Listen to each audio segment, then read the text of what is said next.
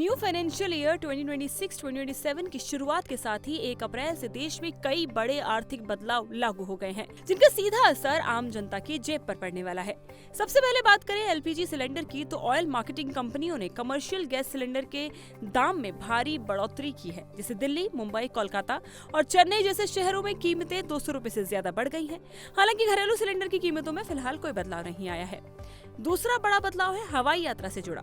Air turbine fuel यानी कि ETF की कीमतों में ऐतिहासिक बढ़ोतरी देखने को मिली है, जो कई शहरों में 2 लाख रुपए प्रति किलोमीटर के पार पहुंच गई है। इसका सीधा असर आने वाले समय में फ्लाइट टिकट के महंगे होने के रूप में दिख सकता है। तीसरा बदलाव है बैंकिंग सेक्टर से जुड़ा है, जहां एचडीएफसी बैंक, पीएनबी बैंक और बंधन बैंक जैसे बैंकों ने एटीएम निकासी के नियमों में बदलाव किया है। अब फ्री ट्रांजैक्शन की सीमा तय कर दी गई है और लिमिट पार करने पर प्रति ट्रांजैक्शन करीब 23 रुपए तक चार्ज देना होगा। वहीं कुछ मामलों में पेनल्टी भी लागू होगी। चौथा यानी कि फोर्थ बिग चेंज है टैक्स सिस्टम में। अब न्यू इनकम टैक्स एक्ट 2025 लागू हो गया है, जिसने पुराने इनकम टैक्स एक्ट 1961 की जगह ली है, जिसके तहत टैक्स स्ट्रक्चर को सरल बनाने के लिए कई बदलाव किए गए हैं और फाइनेंशियल ईयर और असेसमेंट ईयर की जगह अब टैक्स ईयर का नया कॉन्सेप्ट लागू किया गया है। पांचवा बदलाव शेयर बाजार से जुड़ा है, जहां सिक्योरिटी ट्रांजैक्शन टैक्स यानी कि एसटीटी में बढ़ोतरी की गई। खासकर फ्यूचर्स और ऑप्शंस ट्रेडिंग करने वालों के लिए लागत बढ़ गई है, जिससे निवेश महंगा हो सकता है।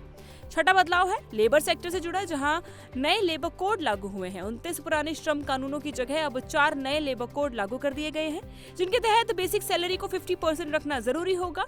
इससे पीएफ योगदान बढ़ सकता है और टेक होम सैलरी पर असर पड़ सकता है। हालांकि ग्रेजुएटी के नियम आसान किए गए हैं। सातवां बदलाव है पैन कार्ड से जुड़ा। अब पैन बनाने के लिए सिर्फ आधार कार्ड पर्याप्त नहीं होगा, बल्कि अन्य दस्तावेज भी जरूरी होंगे। इसके अलावा बड़े वित्तीय लेन देन जैसे कि कैश जमा करना, वाहन खरीदना या प्रॉपर्टी खरीदने में पैन दिखाना अनिवार्य कर दिया गया है। आठवां बदलाव है फास्टैग यूजर्स के लिए, जहां एनुअल पास की कीमत बढ़ाकर 3000 रुपए से 3075 कर दी गई है, जिससे हाईवे पर सफर थोड़ा महंगा हो गया है।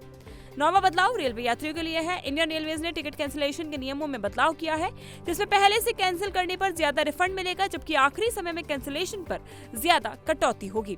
10वां और आखिरी बड़ा बदलाव है बैंक हॉलिडे से जुड़ा। रिजर्व बैंक ऑफ इंडिया के अनुसार अप्रैल महीने में कुल 14 दिन बैंक बंद रहेंगे, जिसमें वीकेंड के अलावा गुड फ्राइडे और अम्बेडकर जयंती जैसे अवसर शामिल हैं। इन सभी बदलाव का असर आपकी रोजमर्रा की जिंदगी और खर्चों पर पड़ने वाला है, इसीलिए जरूरी है कि आप इन नियमों को समझें और अपने फाइनेंशियल प्लान को उसी हिसाब से अपडेट कर लें।